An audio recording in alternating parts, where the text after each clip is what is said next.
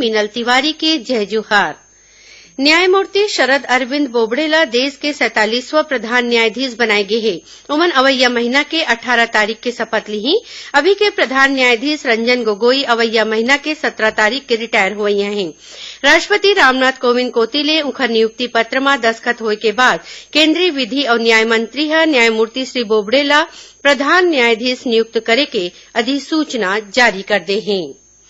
लौह पुरुष सरदार वल्लभ भाई पटेल के जयंती ला राष्ट्रीय एकता दिवस के रूप में मनाए के तैयारी जोर धरा हुआ थे।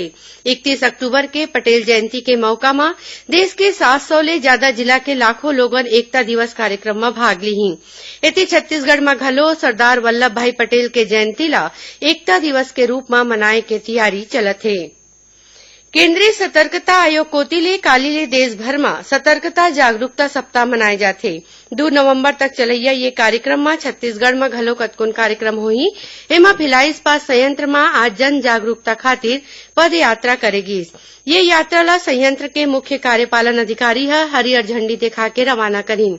ये बेरा में बीएसपी के बड़का अधिकारी मन मानव श्रृंखला बनईन और भ्रष्टाचार ला रोके बर एकजुट होके काम करे के शपथ लीन। छत्तीसगढ़ राज्य स्थापना दिवस में 1 ले 3 नवंबर तक राजधानी रायपुर के साइंस कॉलेज मैदान में राज्योत्सव के आयोजन करे जाही। राज्योत्सव के शुभारंभ समारोह में कांग्रेस के राष्ट्रीय अध्यक्ष सोनिया गांधी शामिल होही। वाणिज्य मंत्री कवासी लखमा राज्योत्सव स्थल ला देखिन और पत्रकार मन संग गोठ बात करत कहिन कि राज्योत्सव में मुख्य रूप ले सरगुजा और बस्तर के कलाकार मन अपन कला दिखाही। संगे संग राज्य सरकार के आने आने योजना ले जुड़े स्टॉल लगाए जाही।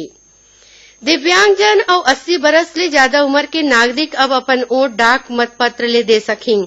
ऐसन मतदाता मन बर मतदान केंद्र तक नहीं जाके तय करे गए नियम में वोट दे के विकल्प मौजूद रही। निर्वाचन आयोग की सिफारिश में विधि और न्याय मंत्रालय चुनाव संचालन नियम 1961 में संशोधन करे है।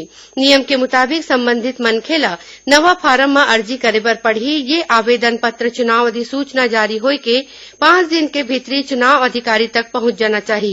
अर्जी मिले के बाद मतदाता बर डाक मतपत्र जारी करे जाही। भारत निर्वाचन आयोग कोतिले मतदाता शिक्षा जागरूकता बर काम करैया मीडिया संस्थान मन ला राष्ट्रीय मीडिया सम्मान ले सम्मानित करे जाही। एकर बर मीडिया संस्थान ले 31 अक्टूबर तक अर्जी मंगाए गए है। इस संबंध में आयोग कोती ले जारी चिट्ठी में बताया गया है कि मीडिया संस्थान 4 आने वर्ग में अर्जी दे सकत है। एमा प्रिंट मीडिया, टेलीविजन, रेडियो और ऑनलाइन सोशल मीडिया समूह शामिल है। एमा मतदाता शिक्षा और जागरूकता के संगे संग मतदान के महत्ता ला समझाए खातिर उखर संस्थान कोती ले चलाए गए अभियान और प्रयास ला लिख के अर्जी भेज सकत है। आखिरी तारीख तक मिले अर्जी ला गठित निर्णायक मंडल के आगू रखे जाही। निर्णायक मंडल कोतिले चुने के संस्थान ला अवैया बछर राष्ट्रीय मतदाता दिवस के 25 जनवरी के सम्मानित करे जाही। दिवाली तिहार के 5वां दिन आज देश भर समेत प्रदेश भर में भाई दूज के पर्व मनाए जाते। आज के दिन बहिनी मन भाई ला टीका लगा के पूजा करते और भाई के सुघर भविष्य के मानता मानते।